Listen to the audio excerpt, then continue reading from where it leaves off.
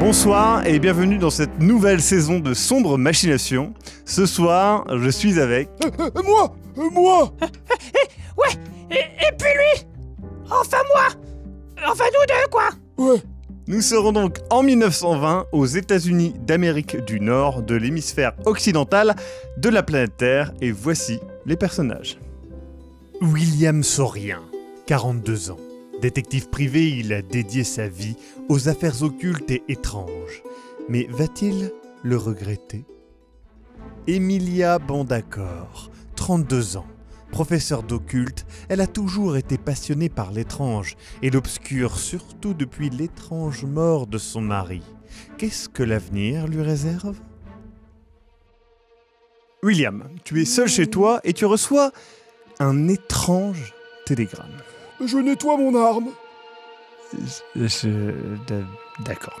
Tu nettoies ton arme. Et ton attention est immédiatement attirée par cet étrange télégramme que tu viens de recevoir. Je prends le télégramme. Ok. Tu commences à le lire et... Je l'utilise pour nettoyer mon arme. Tu nettoies ton arme. C'est quand que c'est mon tour? Après, Emilia, là c'est de l'intro en fait de William. Et tu retourne à ta place, s'il te plaît. Mais c'est nul. Et je m'ennuie. Je nettoie mon arme. Bon, ton arme est propre. Ton arme est propre. Je regarde dans le canon pour bien vérifier que c'est bien propre.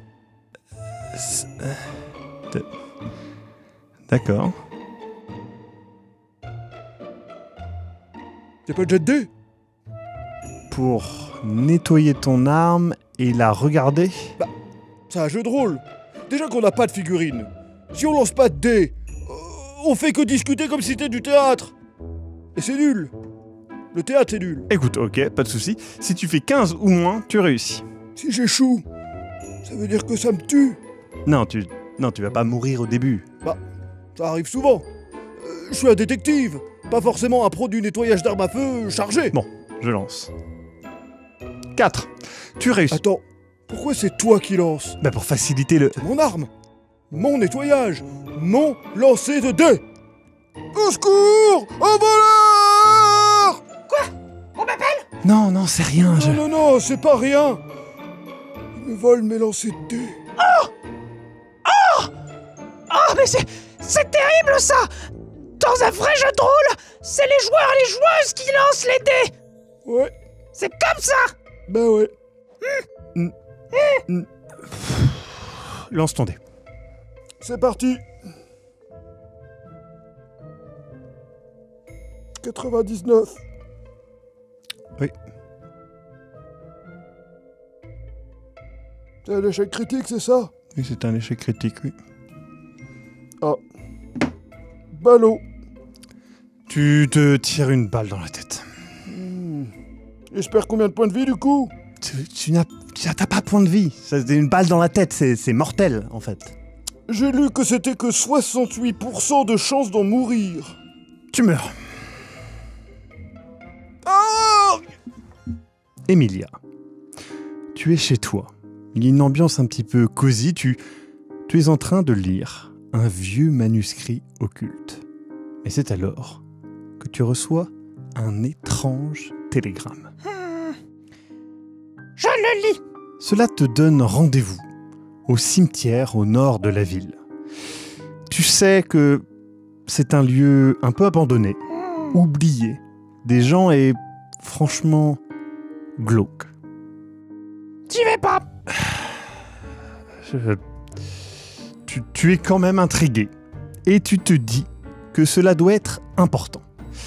Sans compter que le télégramme promet une somme d'argent qui t'aiderait bien au vu des dettes que tu as accumulées. Je suis endetté. Oui, auprès de la mafia après un petit accident que tu as causé. Je vais à la banque. Tu vas à la banque. Je pense que je peux faire un emprunt à bon taux En 1920, je suppose qu'il y a des taux très Tu intéressants. obtiens un emprunt, c'est super, et l'esprit léger, tu décides d'aller vers le cimetière. Pour le rendez-vous du télégramme. Est-ce qu'il fait beau? Non, il fait nuit et il y a des nuages qui cachent régulièrement la lune. Alors que tu approches, tu vois qu'une autre personne approche aussi. Oh, c'est mystérieux. Très, très mystérieux. Trop mystérieux. Clark Kunt, 32 ans, un détective, pas du tout William Saurien joué par quelqu'un d'autre. Clark, tu fais face à une femme, la trentaine, qui semble arriver, elle aussi, à cet étrange rendez-vous. Salut. J'allume un cigare, je le jette en l'air, je le rattrape, je le relance, je fais un demi-tour, je le rattrape directement dans ma bouche, et c'est classe. Ok. Wouah, c'est super classe, ouais. Je suis impressionné et je lui dis. J'abaisse la tête en riant, et je soulève les yeux de manière charmeur, pour dire simplement... Je n'avais pas fait attention au fait que j'étais super cool. Désolé. Je lui souris et lui dis que j'ai tué mon ancien mari parce que j'avais besoin de ses richesses. Quoi? Alors ça, en fait, c'est ton background secret. Enfin, admettons. Donc, vous discutez un peu, et un vieillard, à l'allure étrange, s'approche de vous. Vous êtes les personnes à qui j'ai envoyé un télégramme. Tu peux éviter de faire des voix bizarres? Ça me cringe. On dirait du théâtre. C'est du jeu de rôle, en fait. Je prends le rôle à cœur. Ouais, mais on n'est pas comme dans Guignol, en fait. Tu te ridiculises. Ah bah, moi, on m'a déjà dit que je faisais bien les vieux, alors bon, la vie d'une me pète. Enfin, Tu veux que je te dise? Ceux qui t'ont dit ça, t'es des cons. Pendant ce temps-là, je regarde le ciel noir et prends une pause classe avec les cheveux dans le vent du cimetière. Bon, bref, le vieux vous explique qu'il a entendu des bruits bizarres dans le cimetière et qu'il a besoin de gens, de vous, pour enquêter. Je prends la main du vieil homme, je le regarde droit dans les yeux et je lui dis Tu lui dis? écoute-moi, l'ancien, je vais résoudre cette enquête. Quitte à y laisser ma vie et celle de mes enfants, je compte sur vous pour mener une belle vie. Et je lui caresse le visage du revers de la main de manière badass. Badass. Très bien, d'accord, il est un petit peu décontenancé et vous indique le chemin. Il vous donne aussi une lampe à huile. On avance de manière cool. Je lui demande, vous faites ça depuis longtemps? Être vieux? Non, être éboueur des morts. Enfin, garde forestier de cimetière. Enfin, mange-mort là, quoi. Moi, j'avance de manière classe. C'est ça. Il veut te corriger, mais quand tu dis « mange-mort », il réagit bizarrement. Oh, parle, vieil homme. Parle. Dis-nous que t'as mangé des macabées. Je suis plus loin et j'observe la scène en me maintenant le menton. Difficilement. Il secoue la tête. Ah non, je n'ai pas mangé de mort, évidemment que non, mais j'ai retrouvé certaines tombes grignotées et des morceaux de cadavres manquants. Oh. Bah, c'est nul. Je me barre. J'en profite et j'éclaire notre chemin avec la lampe à huile, afin que la lumière de celle-ci atteigne mon visage de manière dramatique, par le bas, et que cela amplifie mes traits à la pantomime grecque, mais genre badass. Vous avancez. L'ambiance devient clairement oppressante. De la brume se lève et les lumières de la ville semblent bien loin. Le bruit des voitures disparaît. Je le cherche. Tu cherches quoi? Bah, le bruit des voitures qui a disparu. Non, c'est pour l'ambiance. C'est genre vous êtes loin de tout. Sois plus clair dans tes propos. La poésie, c'est chiant. j'utilise l'absence de son ambiant pour chanter quelques notes.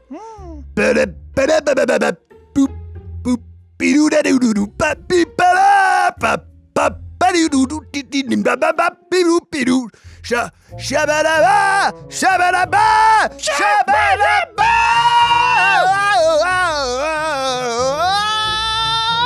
Et pendant qu'il fait ça, je danse. Mais classe. Bibou bou. Vous profitez quelques instants de ce moment de répit, mais là, dans le noir, deux yeux brillants vous regardent. Je me mets devant Emilia et lui dis pour la rassurer. Cette créature des enfers ne parviendra pas à vous faire de mal tant que je serai là. Et je me mets en position de combat de manière à faire peur en n'ayant pas peur. Oh, bah ça c'est super. Et moi, je me mets bien derrière. Je le pousse un peu en avant. Et je me protège derrière sa carcasse. Son corps. En fait, j'ai cru que t'allais dire carcasse, mais t'as dit Non, corps. non, j'ai bien dit corps. J'ai dit corps. Ouais. Mais je le pousse. Comme ça. Et je rappelle que je n'ai pas peur. Très bien. Clark, devant toi, sort une créature blanchâtre et effrayante. Elle est squelettique et ses dents ressortent grossièrement de sa bouche. Je lui dis, alors, sale bête, on pense me faire peur? Tu as 60% de chance de ne pas être en panique face à cette immonde créature. Ok, 99. c'est dans les 60%? Non, c'est au-dessus. Tu paniques. Mais de manière badass. J'en profite pour faire comme avec mon mari. Je pousse en avant de toutes mes forces. Et je fuis. Très bien, tu réussis. Je tombe en avant de manière classe. Oh, t'es mort. Tu meurs. La créature te réduit en charpie alors qu'Emilia s'enfuit. Ok. Loïs compte 28 ans, aime les balades nocturnes dans les cimetières. Emilia, tu cours jusqu'à croiser le chemin de Loïs, une jeune femme. Je la gifle. J'évite. Mais non, mais on va pas faire de combat là entre vous dès le début. Ah, mais c'est sous le coup de la peur, tu sais. Admettons. Bon, Loïs, tu évites de justesse et tu comprends qu'elle a vu quelque chose d'horrible. Qu'avez-vous vu, madame? J'ai vu un monstre. Un truc pas net qui a tué mon collègue sans même que je fasse quoi que ce soit d'incriminant ou de moralement reprochable. Genre, j'ai pas du tout poussé en avant vers une mort certaine en tout cas. Madame, pourquoi est-ce que je vous croirais? Vous m'avez l'air d'une folle. Oh! Avez-vous pris de l'alcool? Bah, moi j'ai bien dû boire un coup ou deux avant de partir pour le courage quoi. Madame, c'est illégal. Nous sommes en pleine prohibition. Quoi, mais ça n'existe pas, ça c'est dans les livres. Alors, si, ça existe. En effet, l'alcool est illégal en 1920 aux États-Unis. Gna gna gna gna gna, ça n'existe pas.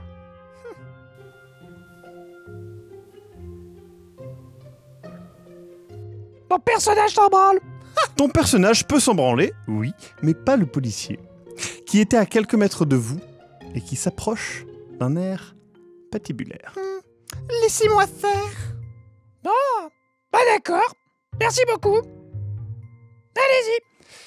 Le policier arrive, hein, il est devant vous. Monsieur l'agent, vous allez bien? Ben oui, mais qu'est-ce que font deux jeunes femmes dans un cimetière à la nuit tombée? Mais c'est très simple, monsieur l'agent. Cette folle vient de boire de l'alcool et vous me laissez. Exactement. Le policier t'embarque. Je lui colle un pas dans sa gueule de porc et jure. Un cab. Eh ben, il apprécie pas trop. Tu finis en prison, Emilia.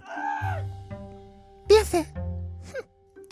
Loïs, tu es seul dans ce cimetière et tu ressens en toi qu'un vieil homme aurait pu t'envoyer un étrange télégramme pour t'envoyer faire une mission pour découvrir d'où viennent les bruits bizarres qu'il a entendus et surtout pourquoi il a trouvé des tombes grignotées. Enfin, cette impression-là, quoi. J'utilise ma capacité intrinsèque d'apeau à canard.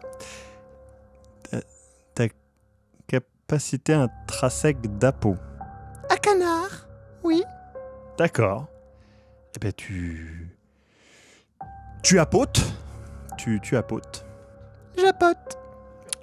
Tu apotes. Un canard. Oui. Un canard. Le canard qui cancane et qui fait les bulles. Loïs, un canard est là, à tes côtés.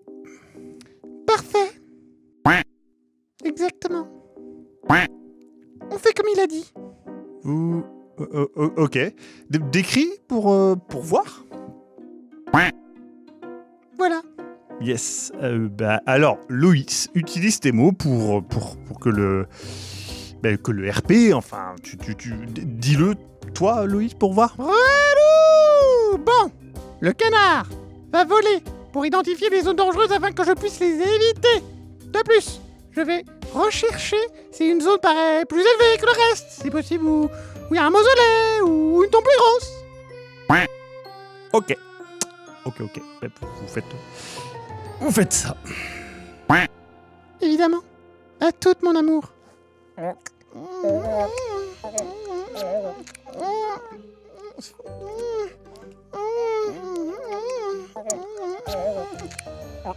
L'amour entre une mopette et un canard te dérange, Maxime? Nope. Non. Ça fait pas de problème. Il crache les poils de mopette, c'est normal. C'est naturel, c'est beau. Yep. Bon, balance le stellaire, petit bonhomme. Genre, tu trouves un mausolée étrangement isolé et dont la porte semble porter des marques. J'approche doucement en faisant attention à d'éventuels pièges. Il ne semble pas y avoir de piège. J'ouvre la porte. J'ai menti. Il y a un piège. Un pentacle s'active et un portail interdimensionnel déchire la réalité devant toi. Une étrange créature en sort. Je tends ma main en symbole de paix. Attends, tu tends la main? Oui, je veux montrer que je ne suis pas en danger. Ok. Tu as 5% de chance de réussir. Let's go!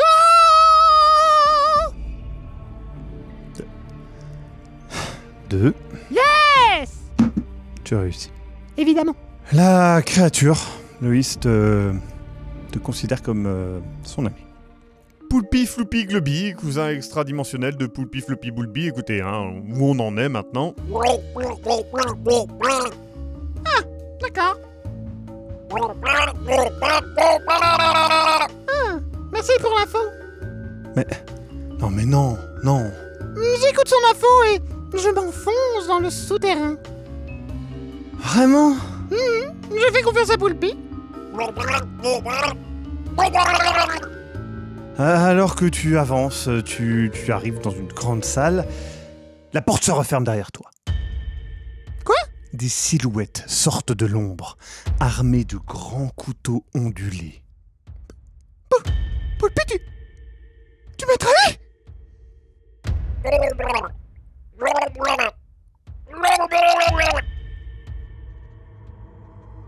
Je t'ai ma capacité intrinsèque d'un peu un canard! Forcément, tu apotes. J'apote. Tu apotes. Et le canard arrive par un tunnel d'aération couvert de toiles d'araignée et de terre. Tu étais au courant depuis le début? Je préfère mourir de ma propre main. Je sors un petit couteau et je me tranche la jugulaire. Tu meurs.